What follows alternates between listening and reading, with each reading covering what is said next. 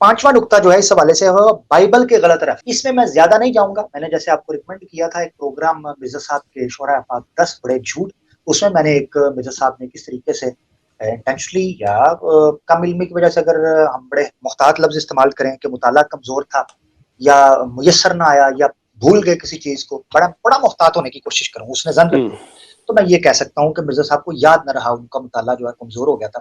تو انہوں نے جو ہے وہ کتب سابقہ اور صحف سماویہ جو ہیں ان پر کیا جو ہے وہ ہاتھ صاف کیا. میں نے اس میں بھی بات کی ہے, مگر آج یہاں جو ہے میں ایک منفرد قسم کا ایک ہی حوالہ پیش کروں گا. اس میں مرزا صاحب نے 3 مختلف کتابوں کے حوالے پیش کیے.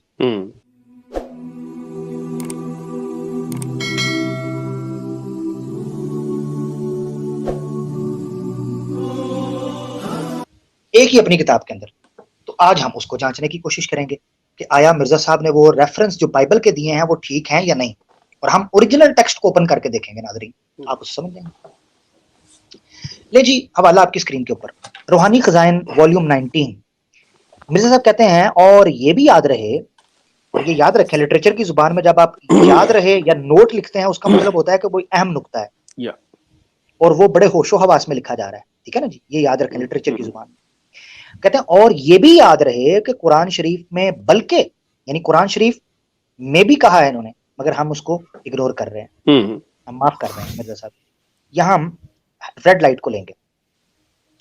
کہتے ہیں جی یاد رہے کہ قرآن شریف میں بلکہ تورات کے بعض صحیفوں میں, یہاں سٹار ہے جو میں بعد میں پڑھوں گا, کہ کیا ہے جی بعض صحیفوں میں یہ خبر موجود ہے کہ مسیح موعود کے وقت, یعنی جب مرزا صاحب آئیں گے تب طاعون پڑے گی, بلکہ حضرت مسیح علیہ السلام نے بھی, یعنی یہاں 3 تورات اور ہے, مسیح علیہ السلام کی انجیل اور قرآن شریف. ان میں سے میں صرف مرزا صاحب کے وہ جس کو انہوں نے خود حاشیہ لگا کر نیچے حوالے دیے ہیں ان کو کوٹ کروں گا, جس میں تورات بھی آ جائے گی انجیل بھی آ جائے گی. کہتے ہیں بلکہ حضرت مسیح علیہ السلام نے بھی انجیل میں یہ خبر دی ہے اور ممکن نہیں کہ نبیوں کی پیشگوئی ٹل جائیں. اب یہاں لبے لباب اس کا میں نکال دیتا ہوں. یعنی مرزا صاحب یہاں تورات کا اور بائبل کا حوالہ دے کر یہ کہہ رہے ہیں کہ جب مسیح موعود آئے گا اس کے بارے میں یہ پیشگوئی کر دی گئی ہے کہ جب وہ آئے گا تو طاعون پڑے گا. یعنی یہ مرزا صاحب کی آمد کا ایک نشان ہے کہ تب طاعون پڑے گی. اچھا جی نیچے سٹار ہے, اس کو ناظرین ذرا روک کر پڑھیے گا. حاشیہ خود سٹار لگا کر مرزا صاحب نے لکھا ہے مسیح موعود کے وقت میں طاعون کا پڑھنا بائبل کی ذیل کی کتابوں میں موجود ہے. کون سی کتابوں میں جی؟ زکریا کی باب 14 آیت 12 میں, انجیل متی کی باب 24 آیت 8 میں, اور مکاشفات پوری بائبل کھنگال جائیں 72 بکس, رومن کیتھولکس کی, پروٹسٹنٹس کی 69 یا 68, آرتھوڈاکس کی کتابیں نکال جائیں, کسی بھی مکاشفات نامی کتاب کوئی نہیں ہے. مکاشفہ ہے یوحنا کا مکاشفہ, یعنی جان کا ریولیشن, وہ ہے آخری کتاب نیو ٹیسٹمنٹ کی, اس کا حوالہ دے رہے ہیں. اس کے باب 22 کی آیت 8. لے جی اب ہمارے لیے بڑا آسان کر دیا مرزا صاحب نے. کہیں مرزا صاحب یہ کہتے کرتے تھے کہ جناب فلاں کتاب کے اندر لکھا ہے فلاں, اس میں مرزا صاحب نے باب بھی دے دیے اور ایگزیکٹ ورسز بھی دے دیں. ہمارے لیے آسان ہو گیا چیک کرنا. لے ناظرین اب لکھ لیں زکریا کی باب 14 کی آیت 12 آپ کے سامنے میں لے کے آتا ہوں. اس میں کیا ہونا چاہیے مرزا صاحب کے ریفرنس کے بقول یہ ہونا چاہیے کہ جب مسیح موعود آئے گا تو طاعون آئے گا, یا ایک شخص آئے گا, اگر زیادہ سری نہیں ایک شخص آئے گا اس وقت طاعون آئے گا. ٹھیک ہے, یہ بیماری پھیل جائے گی کہ طاعون آئے گا, یہ ہونا چاہیے نا.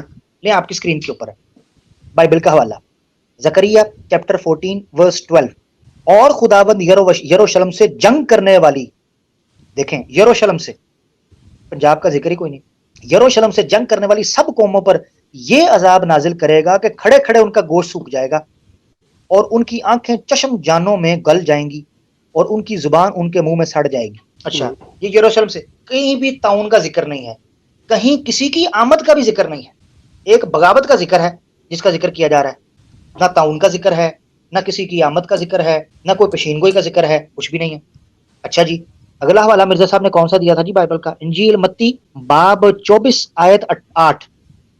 یہ جی آپ کی اسکرین کے اوپر, گاسپل آف میتھیو چیپٹر 24 ورس 8. لیکن یہ سب باتیں مصیبتوں کا شروع ہی ہوں گی. مرزا صاحب یہ کیا مصیبت ڈال دیا آپ نے؟ مصیبت شروع ہو گئی ہے تو واللہ ہی آپ نے غلط دے دیا.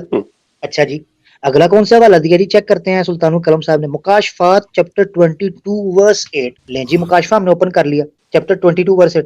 میں وہی یوحنا ہوں جو ان باتوں کو سنتا اور دیکھتا تھا، اور جب میں نے سنا اور دیکھا تو جس فرشتے نے مجھے یہ باتیں دکھائیں میں اس کے پاؤں پر سجدہ کرنے کو گرا۔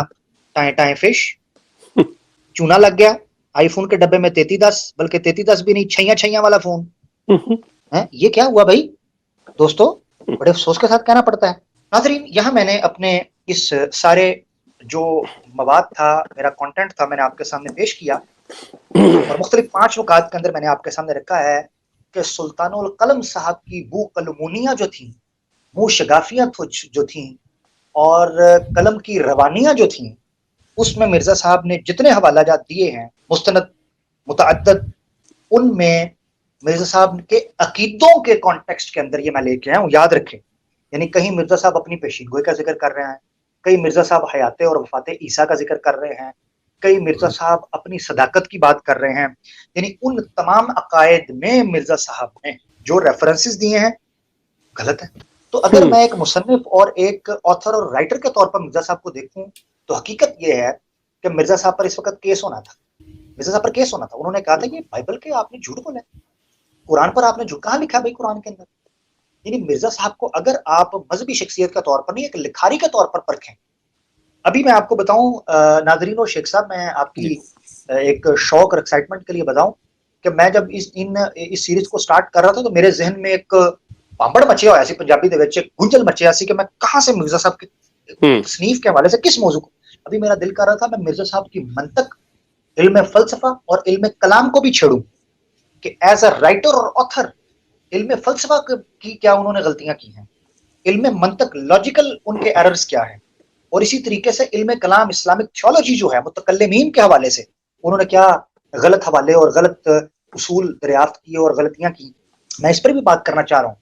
مگر میں نے یہ جتنے ناظرین حوالے دیے ہیں یا تو عام زبان زدے عام ہیں تاکہ عوام الناس کو سمجھ آ سکے، یعنی میری بات اتنی بدیہی ہو، اتنی معروف ہو، اتنی معلوم ہو کہ آپ لوگوں کو یہ نہ شبہ گزرے کہ یار یہ عامر حق جو بات کر رہے ہیں تو بڑی گالنی پڑے گی، ڈھونڈنی پڑے گی۔